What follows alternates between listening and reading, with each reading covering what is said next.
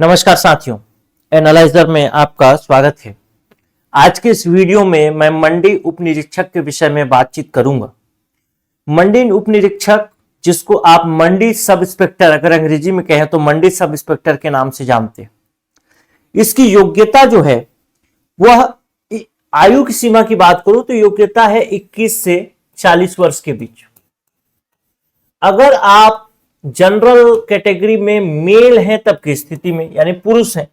यदि फीमेल है, एसटी है, एससी है, ओबीसी है या फिर महिला है, तब तीनों चारों कंडीशन में आपके लिए एज जो हो जाएगा 21 से 45 वर्ष हो जाएगी।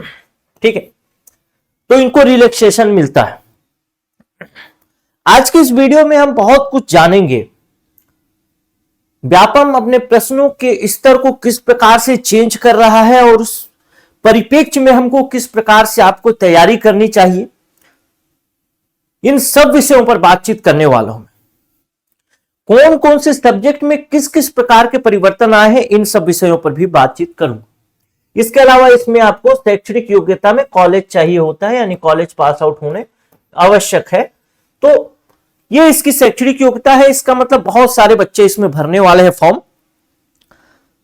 अगर आप पुराना व्यापम का सिलेबस या व्यापम का अगर एग्जाम का कट ऑफ देखें तो जनरल के लिए कट ऑफ आप कई एग्जाम में ऐसा देखेंगे कि 75, 73 कट ऑफ जा रहा है। जबकि व्यापम अपने एग्जाम को या एग्जाम के पैटर्न को, प्रश्न के तरीके को बदलता भी जा रहा है, फिर भी बच्चे गेन कर रहे हैं। तो ये बच्चे नंबर ला रहे हैं, कट ऑफ बढ़ा रहे हैं, तो ये क्या कौन सा तरीका अपनाते हो? अभी अगर थोड़ा दिन पहले अगर आप देखें, लगभग 2020-21 के बाद व्यापम बहुत सारा परिवर्तन किया। जैसे अगर अपने प्रश्न के तरीके में पहले पूछा जाता था वन लाइनर प्रश्न जिसमें एक फैक्ट होता था, इसी प्रश्न पर आधारित होता था। ठीक है, वो फैक्ट पता है तो बन जाएगा, नहीं फैक्ट पता है तो नहीं बनेगा। अब प्रश्न कैसे पूछता है? कथन कारण वाले प्रश्न पूछ लेगा, जोड़ी मिलान वाले प्रश्न पूछ लेगा, इसके अलावा क्रम से सजाइए वाले प्रश्न पूछ लेगा। सजाए, कथन वाले प्रश्न पूछता है। कथन में वो कभी 3 कथन देता है, कभी 4 कथन देता है। जे के एल एम ऐसे फॉर्मेट में देता है। तो प्रश्नों को वो धीरे धीरे वन लाइनर प्रश्नों को कम करता जा रहा है। अब जब धीरे धीरे वन लाइनर प्रश्न को कम कर रहा है, जब कथन कारण वाला प्रश्न दे रहा है, तो इसमें मुख्य रूप से आपसे कथन कारण वाले प्रश्न में वो 3 सवाल पूछता है। एक ही सवाल में 3 सवाल पूछता है। जोड़ी मिलान में एक ही सवाल में 3 से 4 सवाल पूछ लेता है। क्रम से सजाए में तो एकदम सबसे कठिन प्रश्न इसको आप मान सकते हैं, क्योंकि एक पता नहीं है तो पूरा ही गया आपका। कथन कारण वाले में भी इसी प्रकार से कथन कारण कथन पूछता है और आखिरी में ऑप्शन देता है, और उस ऑप्शन से प्रश्न नहीं बनते, क्योंकि इन सब चीजों से आप अनभिज्ञ हैं तो प्रश्न बनेगा ही नहीं।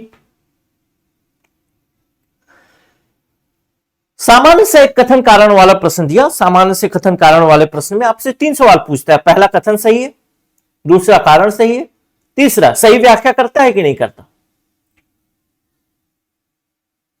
अब आप तो सामान्य तौर पर फैक्ट अगर पढ़े हैं तो फैक्ट में आपका कथन तो बन जाएगा, कथन सही है।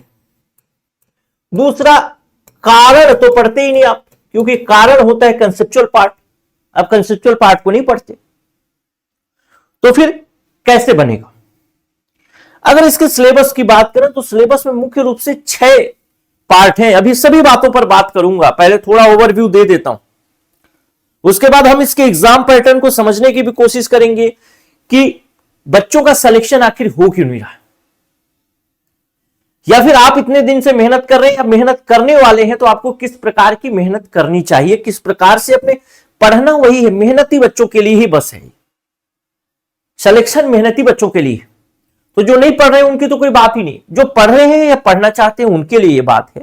सामान्य तौर पर आपसे जो सिलेबस होता है वो हिंदी रहता है, अंग्रेजी रहता है, गणित रहता है, रीजनिंग रहता है, इसके बाद जीएस का प्रश्न रहता है, इसके अलावा एक और भाग रहता है जिसको कहते हैं आप कंप्यूटर। इस प्रकार से 4, 5, 6 भागों में सिलेबस डिवाइड है। जब आप कट ऑफ देखते हैं कि 75 कट ऑफ जा रहा है, जनरल है तो 75 किया, इसका मतलब यह है कि कोई भी भाग छोड़ना ठीक नहीं है।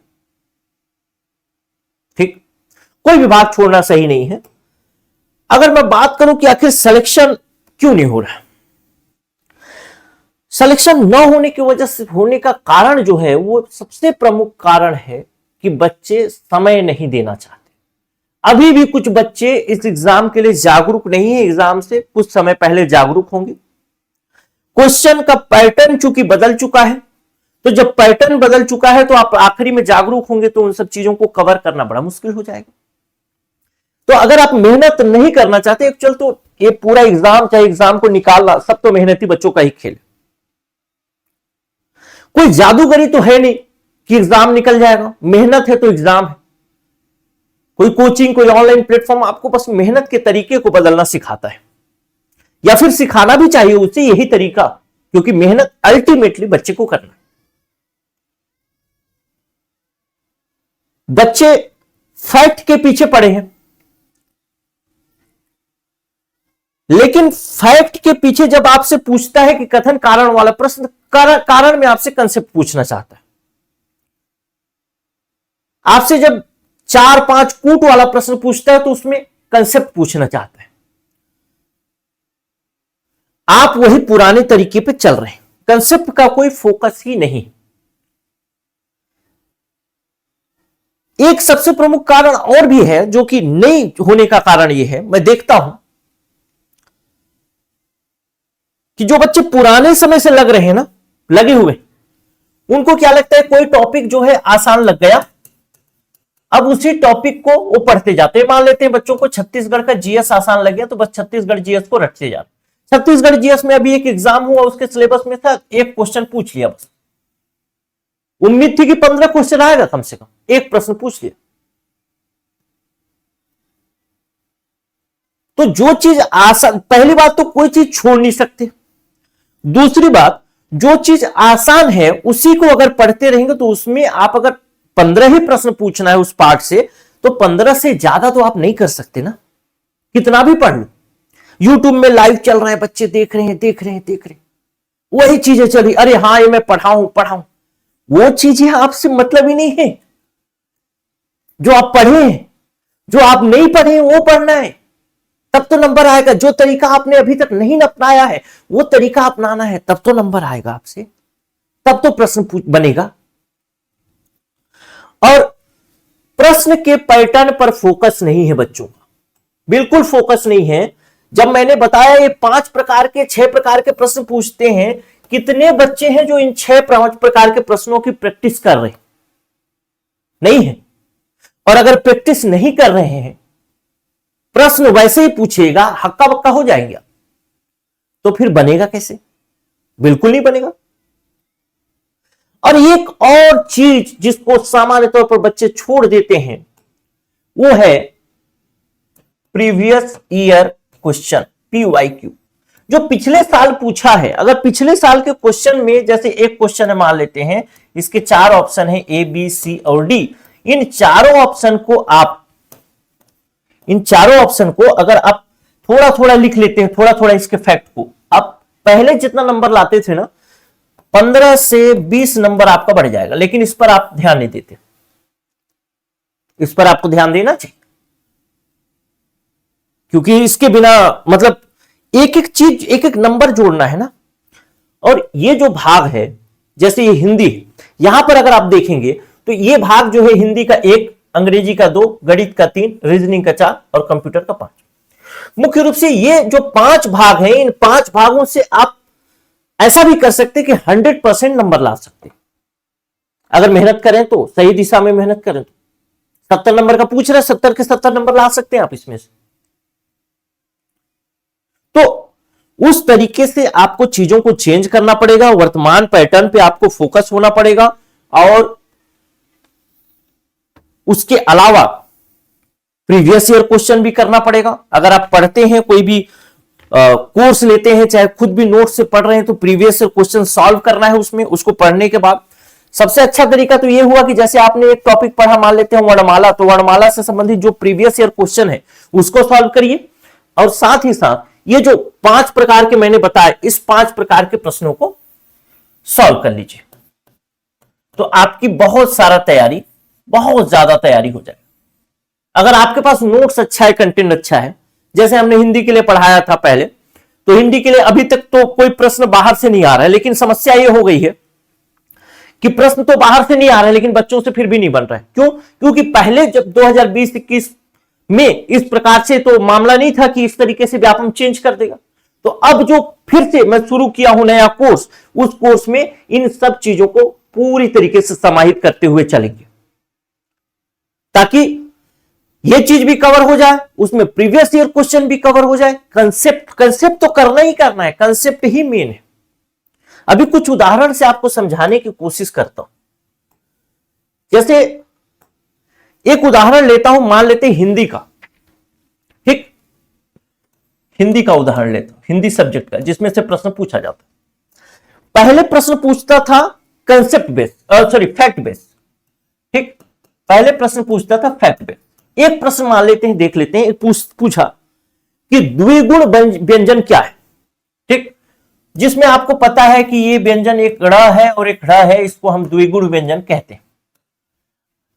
अब पहले यही प्रश्न पूछता था, अब प्रश्न कैसा पूछ रहा है? अब प्रश्न पूछ रहा है कि भैया इसको द्विगुण व्यंजन तो कहते हैं, ये तो हमें भी पता है, लेकिन इसको द्विगुण व्यंजन क्यों कहते हैं, इसके पीछे की कहानी आपको पता है क्या? अगर कहानी पता है तो अच्छी बात है, नहीं है तो ये कहानी आपको पढ़नी पड़ेगी। तो पहले जो क्लास कराया हूं, पहले वाले क्लास में ये सब चीजें, या फिर पहले आप पढ़े भी होंगे नोट्स वगैरह कहीं किताबों से, तो ये सब चीजें नहीं थी। तो अब नया नोट्स कोई अपडेट करे, कोई नया किताब लाए, तो उनको इन सब चीजों को फोकस करना चाहिए। तो इसको फिर कैसे तरीके से आप ठीक कर पाएंगे, तो उसके लिए पढ़ना पड़ेगा, मतलब तरीके को चेंज करना पड़ेगा। अब दूसरा, अगर हिंदी में दूसरा प्रश्न देखें तो एक कथन कारण वाला प्रश्न पूछता है, हिंदी में पूछने लगा है कथन कारण, या फिर इसी को कथन और कारण वाला प्रश्न में बना करके दे देता। तो एक तो सामान्य अगर कारण पूछ लिया, मतलब इसके पीछे का कंसेप्ट हो गया, तो थोड़ा आसान प्रश्न हुआ, लेकिन इसी को कथन कारण में बना करके दे दे तो फिर ये बहुत कठिन प्रश्न। और व्यापम ऐसे ही प्रश्न पूछ रहा है, क्रम से समझाइए वाले प्रश्न पूछ देगा, जैसे वर्णों के उच्चारण के हिसाब से उसको बढ़ते क्रम घटते क्रम में सजाइए। या फिर आपसे एक सवाल पूछ दिया, अभी तक आप हिंदी में जैसे आप वर्णमाला पढ़ते हैं, वर्णमाला में आप जैसे व्यंजन पढ़ते हैं, एक व्यंजन में पढ़ते हैं घोष व्यंजन और एक पढ़ते हैं ऊष्म व्यंजन। पढ़े होंगे, नहीं पढ़े होंगे तो पढ़ेंगे। अब घोष व्यंजन और ऊष्म व्यंजन को अलग अलग पढ़ते हैं। अब आपसे प्रश्न पूछेगा कि घोष व्यंजन और ऊष्म व्यंजन में क्या संबंध है, कैसे बताएंगे? इसके पीछे का कंसेप्ट पता होना चाहिए, तभी बताएंगे। अंग्रेजी की बात करें तो अंग्रेजी में क्या चेंज किया है? अंग्रेजी में व्यापम में मुख्य रूप से जो चेंज किया है वो बहुत ज्यादा चेंज नहीं किया है। लगभग इंग्लिश की बात करूं, अंग्रेजी की बात करूं तो लगभग व्यापम ने उसी को पैटर्न को सेम रखा है, इसमें कोई बहुत ज्यादा चेंज नहीं किया। लेकिन एक चीज चेंज किया है कि अब जो कॉमन ईरर वाले प्रश्न है, इन कॉमन ईरर वाले प्रश्नों को शामिल कर लिया, और केवल कॉमन ईरर वाले प्रश्नों को शामिल करके व्यापम बहुत बड़ा चेंज कर चुका है। क्या? अब कॉमन ईरर का प्रश्न तो पूरा का पूरा इंग्लिश, पूरा कंसेप्ट, पूरा अवधारणा के साथ पढ़ना पड़ेगा, तब जाकर के बनेगा। नहीं पढ़ेंगे पूरा अवधारणा के साथ तो कॉमन ईरर का प्रश्न ही नहीं बनेगा। अब इन प्रश्नों की संख्या व्यापम धीरे धीरे बढ़ा रहा है। क्या पता आप इस बार जाए तो 10 के 10 प्रश्न, 12 के 12 प्रश्न कॉमन ईरर से हो, कोई बड़ी बात नहीं। एक प्रश्न अभी पूछा कंप्यूटर में पूछा कि जो हार्ड डिस्क है, हार्ड डिस्क और जो सीडी है वर्सेस सीडी, इस हार्ड डिस्क वर्सेस सीडी में भी पूछा कि सीडी का स्टोरेज ज्यादा कम क्यों होता है, हार्ड डिस्क का स्टोरेज ज्यादा क्यों होता है। अब इस कंसेप्ट को आपको पढ़ने के लिए तो भाई ध्यान देना पड़े। व्यवहारिक वाला प्रश्न पूछ रहा है कंप्यूटर में भी कि आप किसी चीज को सर्च कैसे करेंगे गूगल में, सर्फिंग कैसे करेंगे गूगल में, कैसे सर्च करके लाएंगे गूगल में, वो सब प्रश्न पूछ रहे हैं। तो इसमें भी अवधारणा घुसा रहा है। गणित में अगर गणित की बात करूं, थोड़ा सा गणित की बात कर लेते हैं। गणित वैसे प्रमुख विषय है, सबसे ज्यादा नंबर लगभग सबसे ज्यादा नंबर गणित से पूछा जाएगा। गणित, अब गणित में जो प्रश्न जो बदल दिया व्यापम ने, अब जो अंकीय प्रश्न पहले आते थे, नॉर्मल तौर पे अंक वाले जो प्रश्न होते थे, इन अंक वाले प्रश्न को व्यापम कर दिया है कथन में, कूट में। यह प्रश्न तो आपका बाप दादा नहीं देखा है, लेकिन व्यापम कर रहा है। अब जब ऐसा नहीं पढ़े हैं तो एग्जाम हॉल में जाइए और फिर लगेगा अरे तो कभी पढ़ा ही नहीं। दूसरा चीज, एक सबसे महत्वपूर्ण चीज, बहुत परिवर्तन किया है। पहले गणित में क्या था, गणित पे सॉल्व करने का फोकस था कि कैसे करके सॉल्व करके उत्तर लिया। मिश्रण है तो मिश्रण को ऐसा ऐसा एलिगेशन लगा करके ऐसे ऐसे ऐसे बस हमको उत्तर तो लाना है सही। लेकिन अब व्यापम बोलता है नहीं, मेरे को ऐसा नहीं चाहिए, मेरे को ऐसे बच्चे चाहिए वो बता सकें कि सॉल्व करने का स्टेप क्या है। मैथ में ही डेटा सफिशिएंसी का प्रश्न पूछने लगा है। डेटा सफिशिएंसी मतलब आंकड़ा पर्याप्तता, कि क्या मैं इतना डेटा दे रहा हूं तो इस डेटा से आप बना पाएंगे उत्तर कि नहीं बना पाएंगे। प्रश्न के अंदर प्रश्न पूछ रहा है। अब वो ऐसे प्रश्नों को सॉल्व नहीं किए हैं तो फिर गड़बड़ हो जाएगी। उसी प्रकार से रीजनिंग तो वैसे बहुत सामान्य है अभी तक, लेकिन रीजनिंग में दो चीजें मुख्य रूप से चेंज किया है। पहला तो रीजनिंग में उसने चेंज किया कि कूट को जे, के, एल और एम में दे दिया, दूसरा पी, क्यू, आर और एस में दे दिया। रीजनिंग अभी तक पूरे सिलेबस में देखेंगे तो सबसे कम परिवर्तन वाला भाग है, सबसे कम परिवर्तन। लेकिन इसमें भी कल के दिन परिवर्तन हो जाएगा। जो रीजनिंग आप सामान्य तौर पर पढ़ते हैं, क्या उतने ही रीजनिंग है? नहीं।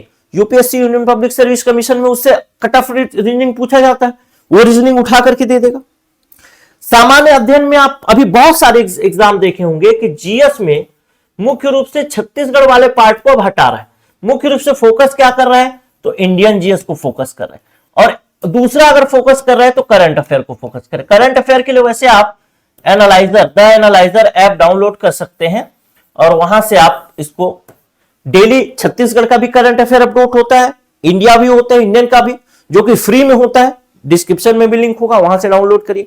और साथ में टेस्ट, जो करंट अफेयर पढ़े उसके बाद टेस्ट भी दे सकते हैं, उसका एमसीक्यू जो डेली क्विज होता है उसमें, वो भी फ्री। तो इस तरीके से चीजों को व्यापम जो है वो चेंज कर चुका है इस बार, और इन्हीं सब चीजों को आपको ध्यान रखना पड़ेगा और ध्यान रख करके ही तैयारी करनी पड़ेगी।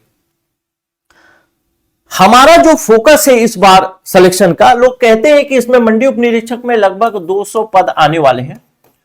इसकी पुष्टि मैं नहीं करता, जितने भी पोस्ट आएंगे मेरा टारगेट यह है कि इसमें से 50% पोस्ट जो हो एनालाइजर के हों, 50%। और ये केवल मेरे कहने से, आपके कहने से होगा नहीं, इसके लिए मेहनत आपको भी करना पड़ेगा, जो लोग हमसे पढ़ेंगे उनको, और मैं तो मेहनत कर ही रहा हूं। हर जो वो है, क्या बोलते हैं, क्लास है, उस क्लास को हम कुछ इस तरीके से डिवाइड करके पढ़ने वाले हैं। अगर आप थोड़ा सा जानने के इच्छुक होंगे तो मैं आपको बता देता हूं, कुछ इस तरीके से डिवाइड करके पढ़ने वाले। पहला कि जो क्लास है उसका डिवाइडेशन 3 तरीके से होगा। क्लास 3 पार्ट में डिवाइड होगा। पहला पार्ट जिसको हम कहेंगे थ्योरी, यानी एक क्लास चलेगी तो उसमें पूरा थ्योरी चलेगा। और थ्योरी में फोकस क्या होगा, देखिए, याद करने के लिए बहुत सारी चीजें याद आप करें, बहुत सारी चीज याद करें। जैसे आपको मैंने इसमें कई जगह बताया कि बहुत सारी चीजें, जैसे हिंदी का एक फैक्ट बताया, ये इसको आपको याद करने की जरूरत ही नहीं है। याद किया, थोड़ा सा स्टोरेज तो जगह ले लिया, दूसरी चीजों के लिए तो जगह खाली बचा नहीं। दूसरा कोई चीज जो कि बहुत जरूरी था, इसको तो कंसेप्ट से पढ़ सकते, इसको याद करने की जरूरत ही नहीं, तो इसको तो कंसेप्ट से पढ़ा जा सकता। तो अगर थ्योरी में आप 2 चीजें मिला दें, एक तो कंसेप्ट अच्छा कर दें, दूसरा फैक्ट अच्छा कर दे।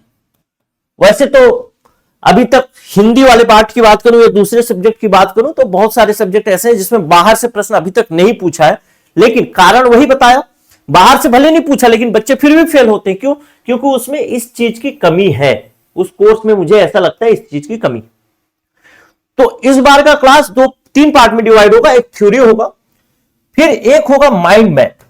माइंड मैप एक्चुअल में क्या होगा? माइंड मैप बहुत आसान सा चीज है, अगर आप गूगल वगैरह में सर्च करने के शौकीन होंगे तो करेंगे। एक्चुअल में ये घंटे की क्लास होगी, लगभग 1 से 2 घंटे की क्लास हुई। अब इस 2 घंटे की क्लास को हम लगभग 7 से 10 मिनट में रिवाइज कर लेंगे। अब क्या होगा, जब आपका एग्जाम आएगा तो आपको फिर एग्जाम के समय चीजों को रिवाइज करना तो पड़ेगा ही थोड़ा बहुत। अब उस समय पूरा का पूरा क्लास आपको रिवाइज नहीं करना है, आपको केवल माइंड मैप वाला 10 मिनट का क्लास रिवाइज करना है। इसका मतलब 10 मिनट में 2 घंटे की क्लास खत्म। तीसरा चीज जो करेंगे, जो महत्वपूर्ण चीज, जो आप अगर सेल्फ स्टडी करते हैं तो वो भी आपको करना चाहिए, जिसको हम कहेंगे एमसीक्यू। एमसीक्यू में भी 2 पार्ट मैंने जैसा कि बताया। पहला पार्ट जो कि अभी वर्तमान पैटर्न पर आधारित है, दूसरा भाग जो प्रीवियस ईयर क्वेश्चन है। ठीक, जैसे मान लेता हूं, एक मैं उदाहरण के तौर पर आपको समझाने की कोशिश करता हूं। मान लेता हूं एक क्लास है जिसमें हम पढ़ रहे हैं वर्णमाला। छोटा सा समझे कि हम पढ़ रहे हैं वर्णमाला। वर्णमाला में सबसे पहले हमारी क्लास, एक ही क्लास जो 2 घंटे की है, 1 घंटे की, मान लेता हूं कितना भी है, मान लेता हूं अभी के समय में 1 घंटे की। इस 1 घंटे की क्लास में हम सबसे पहले क्या पढ़ेंगे? तो थ्योरी पढ़ेंगे, पॉइंट नंबर 1। ठीक, थ्योरी में सब कंसेप्ट को समझने की कोशिश करेंगे। अब पढ़ने के देखिए 2 तरीके हो सकते हैं। आप थ्योरी पढ़े, कंसेप्ट पढ़े, पढ़ने के आपके 2 तरीके हो सकते हैं। पहला तरीका तो आप ऐसा कर सकते हैं कि चीजों को एक बार आप पढ़ लीजिए और फिर उसे रिवाइज करिए और रिवाइज करके इसको याद कर लीजिए। दूसरा तरीका आपका यह हो सकता है कि उसके कंसेप्ट को जान लीजिए और कंसेप्ट को जान लिए तो याद हो जाएगा खुद ही, यानी फिर याद करने की जरूरत नहीं। पढ़ करके फिर से रिवाइज कर रहे, मान लीजिए 1 घंटा का कोई कंटेंट है, इसको फिर से रिवाइज करेंगे, 2 घंटा हो गया, फिर से रिवाइज करेंगे 3 घंटा, 4 घंटा, 5 घंटा। क्लास 1 घंटे की है, रिवाइज करके 5 घंटे में रेडी हुआ। दूसरा तरीका यह हो सकता है कि इस क्लास के ड्यूरेशन को 1 घंटे से बढ़ा करके मैं कर दूं 1 घंटा 40 मिनट, 1 घंटा 50 मिनट, कुछ भी 2 घंटा कर दूं। ठीक, इस 2 घंटे में हम ऐसे ट्रिक्स एंड टेक्निक्स का उपयोग करें कि दोबारा हमें उसे पढ़ना ही ना पड़े। अगर पढ़ना भी पड़े तो बस थोड़ा सा माइंड मैप पढ़ना पड़े। तो मैं जो फोकस करूंगा इस पर करूंगा, क्योंकि प्रश्न भी इसी कंसेप्ट वाले से बन रहे हैं। प्रश्न वो पुराने तरीके से भी बन रहे हैं, लेकिन बहुत ज्यादा प्रश्न जो बन रहा है वो इसी कंसेप्ट वाले से बन रहा है। तो मेरा फोकस वही होगा कि लंबा क्लास चलेगा लेकिन उस क्लास को दोबारा आपको देखने की जरूरत नहीं। ठीक, तो मैं समझाना चाह रहा था।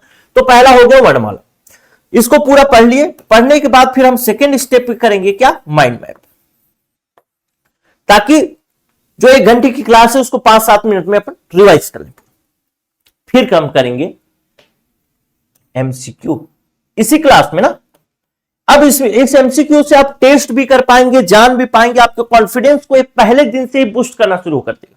क्यों? क्योंकि 1 घंटे की क्लास, माइंड मैप, और माइंड मैप करने के बाद आपका एमसीक्यू। अब आप एमसीक्यू में ये चीज जान पाएंगे, भाई जो पढ़ा वो याद हुआ नहीं हुआ, और याद तो करना ही नहीं है। मेरे क्लास में तो याद करना ही नहीं है, आपको बस पढ़ना है, देखते जाना है।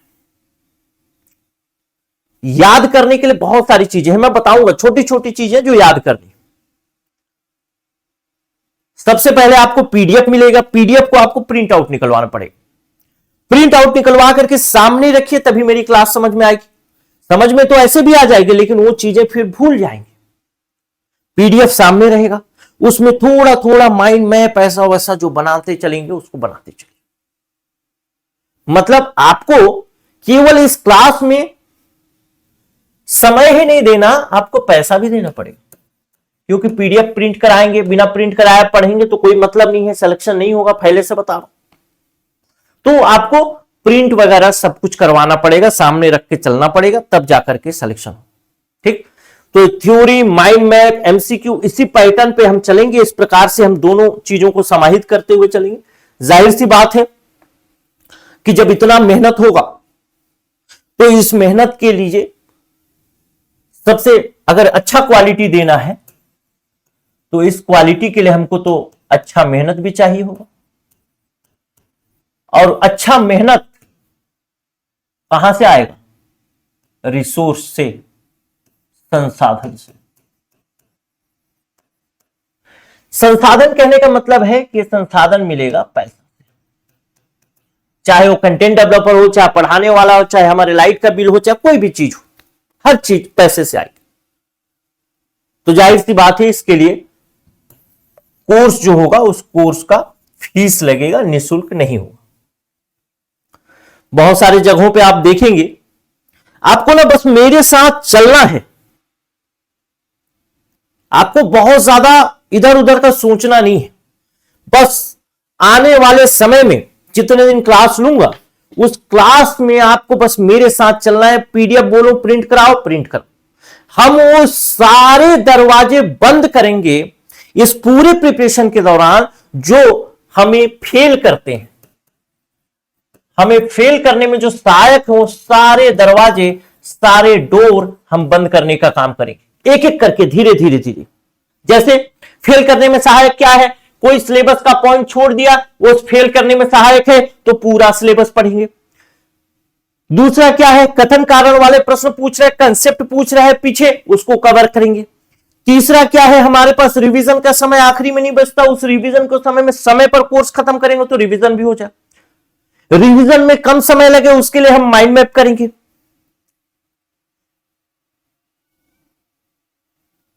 क्वेश्चन कैसा पूछेगा? प्रीवियस ईयर क्वेश्चन, जिससे मैंने बताया 15 से 20 नंबर का एक्स्ट्रा जा सकते हैं, उस 15 से 20 क्वेश्चन को एक्स्ट्रा करने के लिए हम इसी क्लास में ही प्रीवियस ईयर क्वेश्चन भी कर लेंगे। तो ऐसा कोई मौका हमको छोड़ना नहीं है जिससे कि हम डिस्क्वालीफाई हो जाए। हर मौका जो हो वो सिलेक्शन का मौका हो। तो हर सिलेक्शन के मोर्चे पर हमको काम करना है, बस एकदम लग जाना है। संडे छोड़ के हर दिन आपको मेरे साथ लगे रहना है। और आने वाले समय में आपका ही नाम हो सकता है, कोई पता नहीं। अगर मेहनत करेंगे तो जाहिर सी बात है, वो कोई इसमें डाउट वाली बात नहीं। ठीक, तो कोर्स के बारे में बता देता हूं। कोर्स का फीस है 7,000 रुपए प्लस जीएसटी, यानी टोटल ये आपको हो पड़ेगा 8,260 रुपए। ठीक, कोर्स महंगा लग गया? लग गया ना महंगा? बस मुझे पता है कोर्स महंगा है, लेकिन ये जो कोर्स है, फीस, पैसा तो फिर से आना है, पैसा तो फिर से आना है, समय फिर से नहीं आना।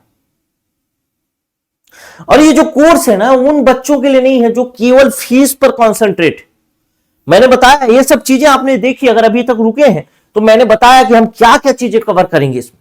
हर चीज, प्रीवियस ईयर क्वेश्चन, नए क्वेश्चन पे, नए पैटर्न पे क्वेश्चन, पीवाईक्यू, थ्योरी, कंसेप्ट, हर चीज, पीडीएफ, ये वो, जितना चीजें बताया, जो भी नया पैटर्न चेंज हो रहा है, सब कुछ को हम वो हर दरवाजा, हर वो होल बंद करेंगे जिससे हम डिस्क्वालीफाई हो सकते हैं। हमको बस एक अंतिम मौका मान करके चलना है कि ये हमारे सिलेक्शन का मौका है, इसके बाद कोई मौका नहीं, अंतिम मौका है ये। और मैं इस तरीके से आपसे आंखों में आंखें डाल के इसलिए बोल पा रहा हूं क्योंकि मैं इसमें मेहनत करने वाला हूं, सिलेक्शन के लिए मेहनत करने वाला हूं, पढ़ाने के लिए नहीं। तो आप भी मेरी आंखों में आंखें डाल के, आप कांच के सामने खड़े होके आंखों में आंखें डाल के अगर बोलने की क्षमता रखते हैं कि हां आपको इस बार सिलेक्शन लेना है, तब इस कोर्स से जुड़िए, नहीं तो आपका पैसा बेकार हो जाएगा, समय भी बेकार हो जाएगा। और जो आंखों में आंखें डाल करके नहीं बोल पा रहे हैं कि हां मुझे इस बार सिलेक्शन लेना है, कभी कांच के सामने खड़े होकर के बोलिएगा हां मैं ही हूं जो इस समय उस समय ऐसा काम किया वैसा काम किया और आज मैं सिलेक्शन नहीं ले सकता क्या? तो अगर वो क्षमता है आपके अंदर तब फिर कोर्स से जुड़िए। अगर वो क्षमता नहीं है तो फिर आपका पैसा भी बर्बाद होगा, आपका समय भी बर्बाद होगा, क्योंकि अगर जो मेहनत मैं कराऊंगा वो मेहनत आप करेंगे ही नहीं तो कोई मतलब ही नहीं। मेरे लिए भी एक बुरा लगेगा कि भाई मेरा कोई जो स्टूडेंट है वो सेलेक्ट नहीं हो पाया, एनालाइजर का कोई स्टूडेंट सेलेक्ट नहीं हो पाया, डिस्क्वालीफाई हो गया। कोई क्वालिफाई होता है तो खुशी मिलती है। तो आपके अंदर वो क्षमता है क्या कि यही मौका अंतिम है, अब नहीं देना परीक्षा, इस बार निकालना है, फिर कोई परीक्षा नहीं देना, बस ये आखिरी मौका है। वैसे मौके के साथ लगी। ट्रेडिशनल क्लास जो पहले से क्लासेस चल रही हैं वैसी क्लासेस, अगर आप मेरा डेमो देखे होंगे, कई वीडियो में हो सकता है देखे होंगे, अब वो क्लास नहीं, अब वो क्लास चलेगा ही नहीं, क्योंकि वो हमारा क्लास करने का उद्देश्य क्या है, हमको पढ़ाने का उद्देश्य क्या है, आपके पढ़ने का उद्देश्य क्या है, एक ही तो उद्देश्य है कि आपसे परीक्षा में एग्जाम में प्रश्न बने और आपका सिलेक्शन हो। और जब वो पुराने पैटर्न पे कोर्स जो एग्जाम में प्रश्न नहीं बनेगा तो वो तो बेकार है। तो हमको नए पैटर्न पे चलना है, नई ऊर्जा के साथ चलना है, नई मेहनत के साथ चलना है। बिल्कुल नवीन बैच शुरू हो रहा है, अगर आप चाहें तो इसमें ले सकते हैं कोर्स। न्यू बैच शुरू हो रहा है, इस न्यू बैच में आप एडमिशन ले सकते हैं। अच्छा, इसमें एक ऑफर भी है, जो बच्चे कम फीस में लेना चाहते हैं तो अगर शुरुआत में लेंगे, जल्दी लेंगे, तो इनको ये 4000 प्लस जीएसटी में मिल जाएगा। यानी जीएसटी होगा 18%, 700 रुपए जीएसटी, 720 रुपए जीएसटी होगा, तो 4720 रुपए में मिलेगा उनको कोर्स। अगर शुरू में लेंगे तो लिमिटेड स्टूडेंट के लिए ऑफर है, तो अगर आप शुरू में लेंगे तो अगर आप कोर्स ज्वाइन करना चाहते हैं तो इस नंबर पे 94 064 21 014 इस नंबर पे आप मंडी निरीक्षक क्लास ऐसा लिख करके भेज दीजिएगा। वहां से आपको पेमेंट डिटेल मिलेगा, अपना पेमेंट करिए, अपना तैयारी शुरू करिए। अब ये एक्चुअल में ऑफर कितने स्टूडेंट के लिए है मुझे थोड़ा मेरे को बताए थे, लेकिन मैं भूल गया हूं। लेकिन बस ये जानिए कि आप शुरू में कर लीजिएगा, जैसे ही वीडियो देखिए आप कर लीजिएगा भाई।